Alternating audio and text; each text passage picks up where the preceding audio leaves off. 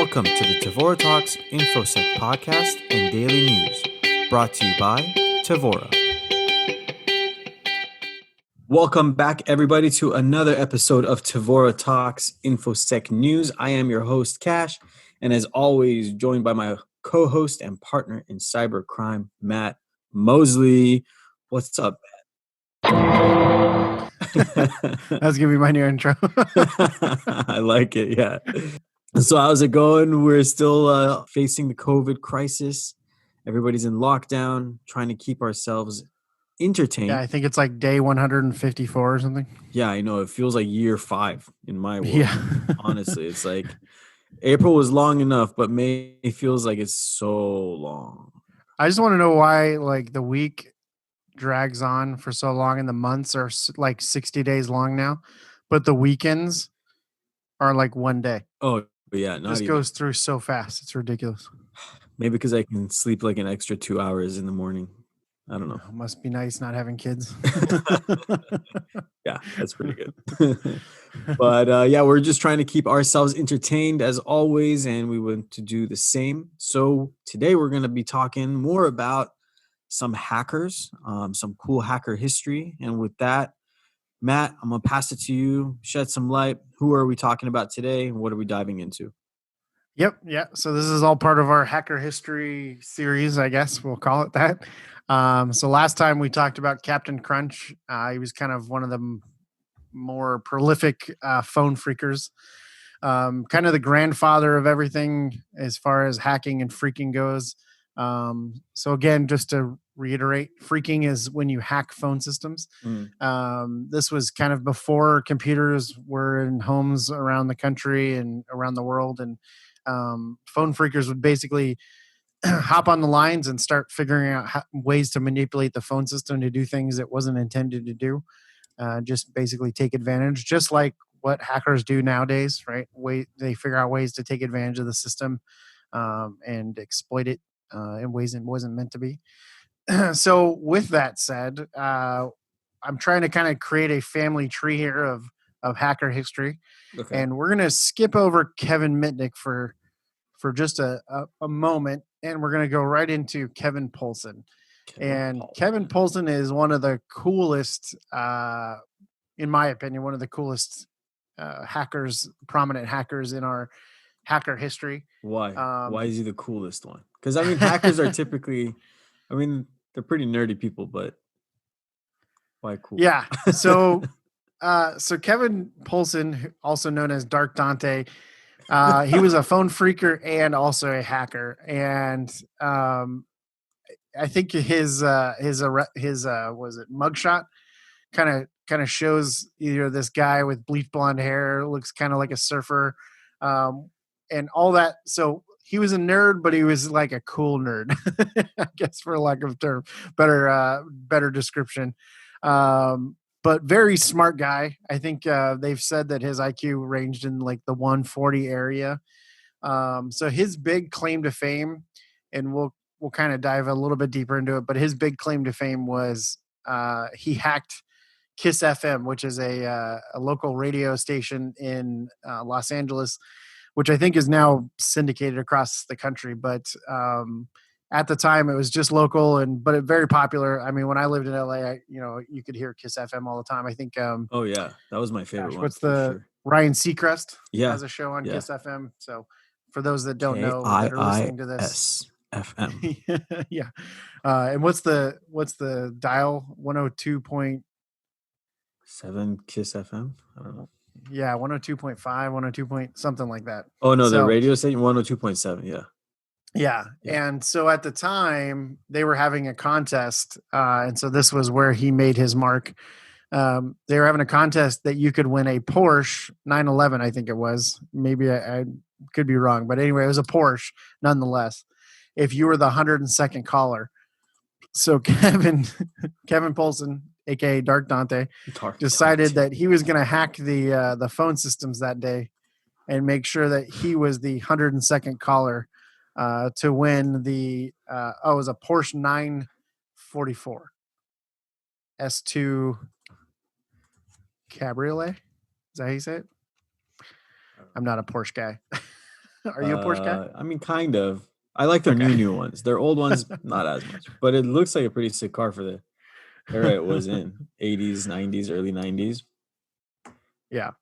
So he made it to where he was the only one that could get in on the phone line, and so he won $20,000 in cash, and then also a Porsche, and so it's pretty legit, pretty awesome that he could use his skills that he had acquired over a long period of time. Like taken, But you said, and I remember you told me he had to give it back or something, right? well, he ended up getting caught. So Ugh. as they all do, right? I wonder Um, how. Do you know the details? Like, I wonder, like, how do you? Because I was reading up on him when you mentioned we were on to talk about Kevin, right? yeah. How do you tie up all the phone lines and make sure you're the 100-second caller? Like, how did he do that? That's pretty talented. It's pretty Yeah. interesting how that happened. I don't actually know the technical details of how he did it. I just know that as they were on his trail to kind of capture him, the FBI and whatnot, they did come across a storage unit that was in his name, and in that storage unit was tons of phone equipment and just all kinds of interesting things. So the guy was definitely into a lot of illegal activities, I should say. That's But interesting. let's start back kind of just at the beginning, and then we'll end with the KIIS FM story. Okay, I'm So down. Kevin was born in San Fernando, or sorry, he was born in Pasadena, lived in San Fernando. For those that are familiar with LA, San Fernando is just north of Los Angeles. Um, when he was about 16, he got his first computer, which was a TRS 80. And for those that don't know, TRS 80s were amazing little machines from Radio Shack that you could pick up for about $200, which was a lot back then. Still is a lot, but definitely a lot back then. And the TRS 80 is actually credited with almost taking down the stock market, which I can talk about in another hacker history story. Okay, But I'm yeah, a down. very powerful little machine there. And while he was growing up in LA, he actually, I think, crossed paths with Kevin Mitnick. They were kind of phone freakers around the same time. He went to an alternative high school because he was a pretty gifted kid. They called it a hippie high school. It was called Valley Alternative Magnet in Van Nuys. And basically, he could create his own curriculum and work on that, and then get graded on that, which is pretty nice little setup. Hey, I'm just gonna major in Mario Kart for for 4 years. But he majored his curriculum was designed around Dungeons and Dragons. Are you serious? Yeah. That's the best. I think basically he just kind of got bored and ended up dropping out in the 11th grade. So, which you've all heard the stereotypes of smart kids kind of getting bored at school because they aren't challenged enough. So he went to look for a new challenge, right? Which kind of got him into phone freaking and hacking and all that good stuff. And eventually started hacking the Pentagon. He found ARPANET, which is kind of the first incarnation of the internet that was developed by DARPA and the armed forces and everything. And once he was inside that network, basically, so he gained access by guessing passwords, which by today's standards is pretty sad.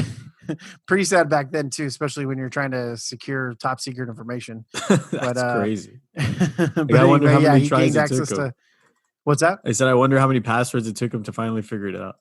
I don't know, but supposedly the way that they started catching on to him was that he used his real name to try and log in, which I find pretty odd for a guy who's got a pretty high IQ and can do all this stuff. Like why he would use his real name on a system that he didn't have access to in the first place. Yeah. But I'm just going to go ahead and say, okay, government, sure, that's how you got a clue on who this guy was.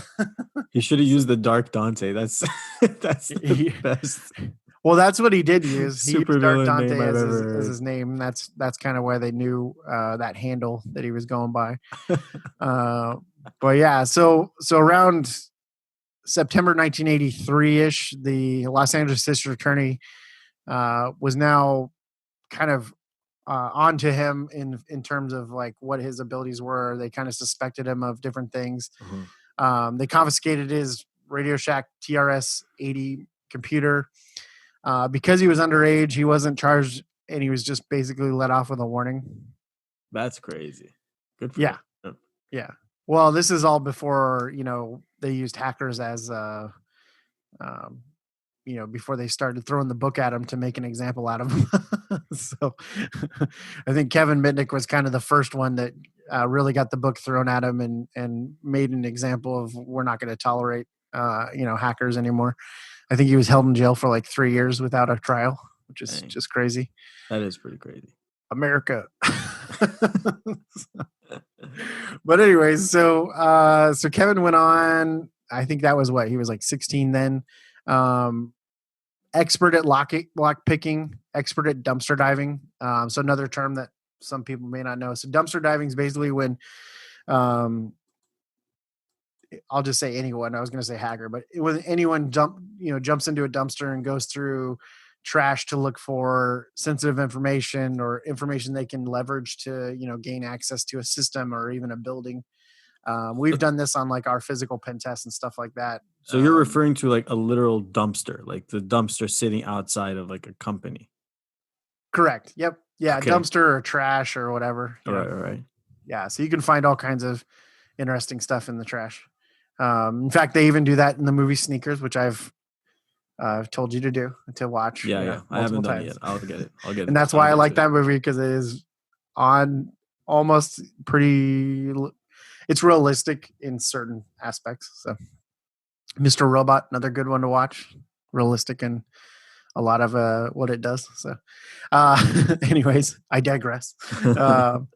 So yeah, his MO was basically just, he would break into phone companies by either picking locks or social engineering, people at the front desk by pretending to be certain people, just like Kevin Mitnick.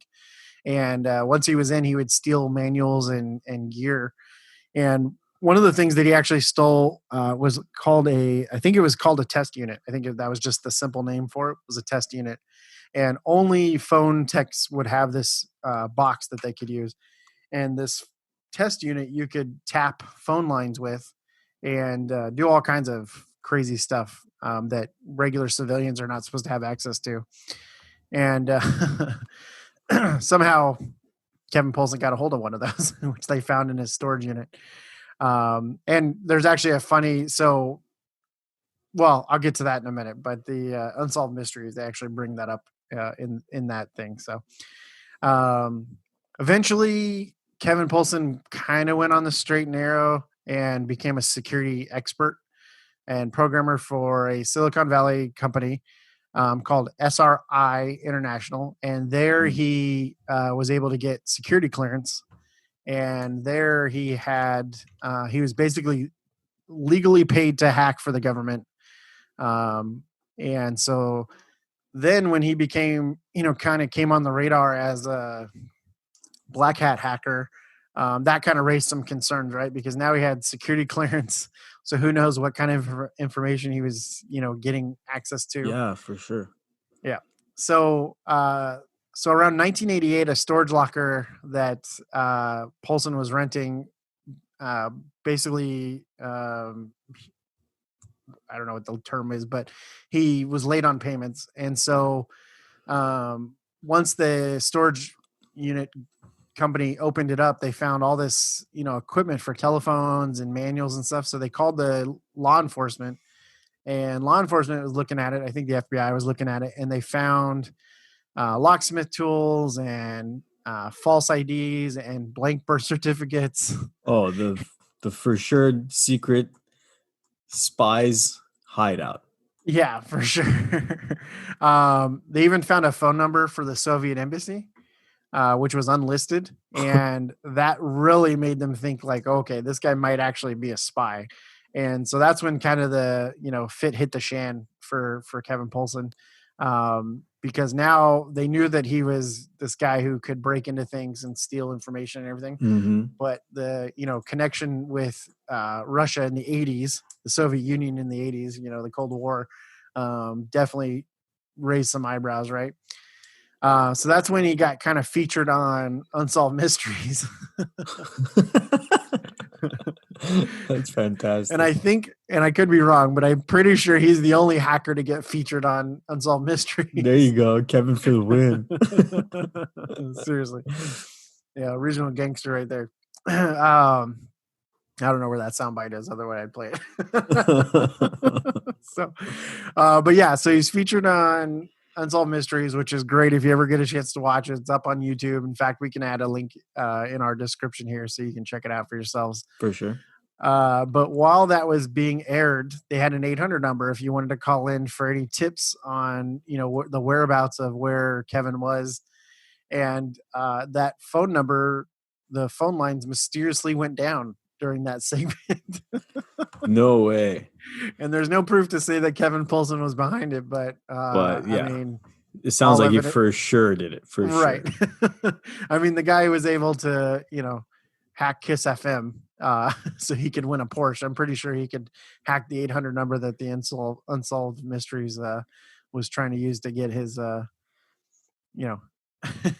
his tips on his whereabouts. I wonder, it's like the old days of really, if you wanted to really tie up a phone line, it shouldn't take too hard, right? It shouldn't be too hard. It's like a botnet, just get a bunch of auto dialers to call the same number constantly or something. Yeah. I don't know. Yeah, for sure. I mean, there was programs back in my early days, there was, war dialing and stuff like that. I'm sure there's stuff that they used back then to, automatically call the phone lines. In fact, that may have been how he swarmed the KIIS FM phone numbers. But Maybe. yeah, so just had him constantly going, I guess. Yep. So let's see, where are we at? So Unsolved Mysteries covered him. He hacked KIIS FM. He had actually, I guess, hacked another radio station and actually won 2 Porsches and 2 trips to Hawaii. Dang. Yep. So the guy was definitely making his way around the scene, I guess. But eventually he did get caught. He was actually shopping at a Sherman Oaks Hughes supermarket, and someone had noticed him from Unsolved Mysteries or something like that. And basically the manager is like, "Oh yeah, we've seen that guy around here." So the FBI staked out the parking lot, I believe, and as soon as he showed up again, which was like a couple weeks later, they were able to alert the FBI and then capture him. That sucks. And yeah, so pled guilty to several counts of mail, wire, and computer fraud. Oh, and also money laundering. Sorry. Sentence of 51 months in prison.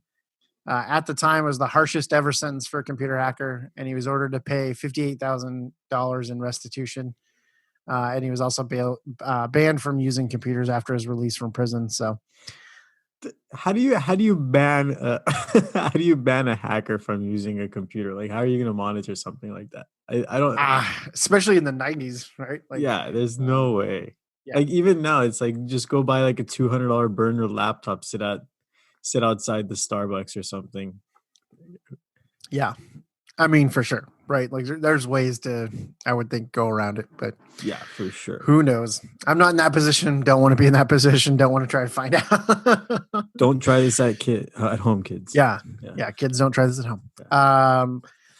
So due to the computer ban, he basically became a journalist working in security. And so for those of you that may have recognized his name, you probably noticed him from working as a writer and editor for Security Focus. He worked and wrote for Wired Magazine, Daily Beast. He's even a best-selling author. One of his books is called Kingpin, and it's all about another hacker called by the name Max Butler. And we will be covering that story in our series of hacker history as well, which is a good lead-in because, since Kevin Poulsen wrote it. But yeah, Kevin Poulsen's been doing a lot still to this day. I think in 2006, he wrote some sort of script or something that basically went through MySpace. Good So, old days of MySpace. yeah, the What good did he days of do to MySpace. MySpace? I wonder what happened to Tom. Yeah, where is Tom? He got his money and ran, dude. Yeah, he's like, oh, it's been real. What did this But yeah, guy he do to wrote some MySpace? software Yeah. that basically scanned MySpace for sexual predators or registered sex offenders, I should say. And Well, that's kind of good, I think. yeah, pretty cool. And so that was pretty neat. And then he was involved in some major stories about the FBI's use of spyware on suspects and WikiLeaks, as well as Chelsea Manning. He helped create Secure Drop, which is it's basically a platform for people to give journalists tips and for journalists to communicate with their sources securely, which is pretty neat. That is He pretty did cool. that in combination with Aaron Swartz, which is another hacker that I'd like to cover in our hacker series. So yeah, as you can see, I've kind of got this family tree that I'm growing here of the hacker history. One kind of leads into the next. So, so we'll cover that. I think on the next one we're probably going to cover Kevin Mitnick because I don't want to get too far past in the years that we don't cover Kevin Mitnick, right? Because we're already kind of in the 90s, and it's right around the time that Kevin Mitnick had his little run in hacker history. So, but yeah, pretty cool, huh? Yeah, he's pretty interesting. I love hearing how hackers, they always do shady things. Then they for sure get caught at some point. And then they start like doing less shady things, but in a more positive way. Yeah. So I guess that's pretty cool. I mean, he's Yeah. doing Like Captain Crunch, I don't know. I think he kind of still was doing shady things. He never really learned his lesson. I think he was even part of the Me Too movement. I could be wrong.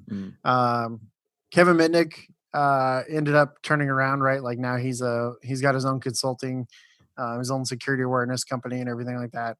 I think he's like the spokesperson for LifeLock, or he's a spokesperson for LifeLock, doing infomercials for them. Kevin Poulsen obviously turned around and is doing good things. Unfortunately, Aaron Swartz, which we'll get into, but he actually committed suicide because of this, the charges against him that he was facing for quote unquote hacking. So that didn't end in a happy story, but for the most part, I think most of the guys turn around and do good things, which is good. So, cool, man. I'm looking forward to hearing more. But one thing at the end of all this hacker history is I want to figure out how I can get a name like Dark Dante, because honestly, for those people that are listening to this, think of that name Dark Dante. Think of what that hacker would look like, and then go research and look at a picture of Kevin Poulsen. Yeah. So I don't know, Matt, help me come up with some cool hacker name. I want something like Dark I mean, Dante. Like we're gonna cover those guys too, but like all the guys from Lulsec and Anonymous and stuff like that, the ones that actually got caught or the ones that kind of narked on the other guys. One in particular was Sabu, so that was his name. And again, you hear the name Sabu and then you find out what he looks like, and it's definitely not the same. Kevin Mitnick too. I mean, you look him up and I guess he's kind of what you'd expect for being a hacker, but I don't know. But Dark Dante, that's I think that's the best one I've heard so far. Oh yeah. I don't know why. It's just so funny sounding. But yeah, okay, cool story. I'm down. I like this Paulson character. I wish he wouldn't have got caught so he could enjoy the Porsche. Yeah. Kind of makes me sad. I was kind of rooting for him. I'm like, hell yeah, he got the Porsche. He should have been able to keep it, in my opinion.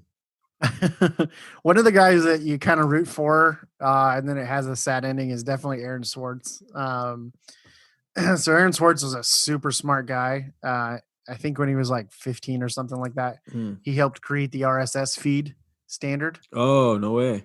Yeah. And I think he was at MIT or used MIT's computers for his hacking thing. And basically what he was doing was getting research papers that should be free, and he was downloading them and then making them free for everybody. I could be wrong on that. But I believe that's what it was. And then once they caught him, I mean, because he was doing it illegal and he was using computers that weren't his. So by definition, definitely breaking the law. But they were going to basically throw the book at him, and then he ended up killing himself. But that guy was definitely had a lot more to offer, unfortunately. But it is what it is, I guess. So, but yeah, definitely lots of cool stuff to talk about, lots of cool hackers to go through. And hopefully someone's getting something out of these little segments that I'm doing or that we're doing, I should say. And, but yeah, we're going to go down the family tree here, and we'll slowly but surely bring us up to current day hacking and all that good stuff. Cover, Stuxnet. We're going to cover Anonymous, LulzSec, HB Gary Federal. We'll cover what else? I want to know the new guy, the malware. Gosh, what was his name? Who? He's just recently in the. So back when the ransomware was going around, what was the big one? Pena? No. WannaCry. When WannaCry was going around. Okay. There's this hacker that basically figured out if you bought this domain, and I have to research all this stuff. This is all just off of memory, but I think if you bought a domain and the malware would check to see if the domain was live, and if it was, then it would stop propagating. And so he was a malware researcher, and he found that, and he bought the domain, and sure enough, like WannaCry stopped.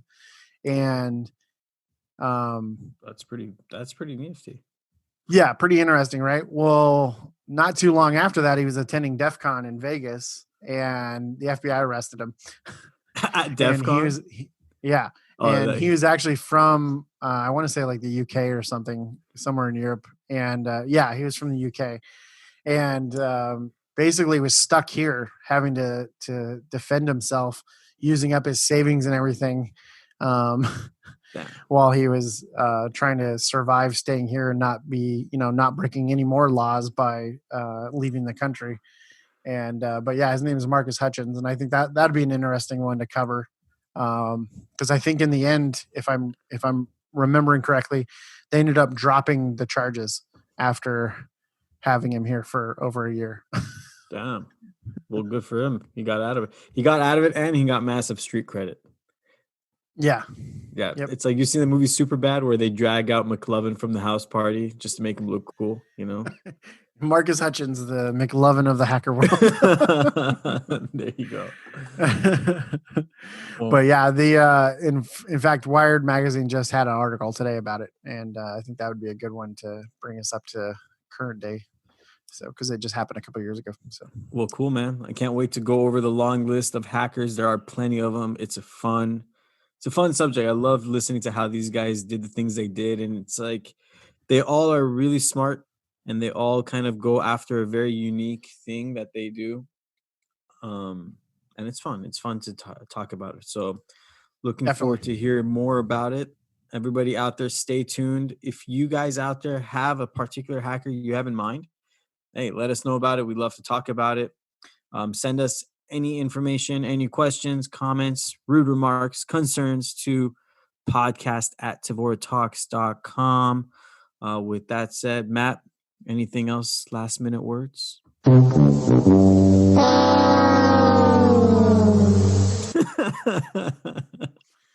No, I don't have anything else. That pretty much sums it up. All right. Well, thanks for listening, everybody. Have a great rest of your week. And until next time, Tevora out.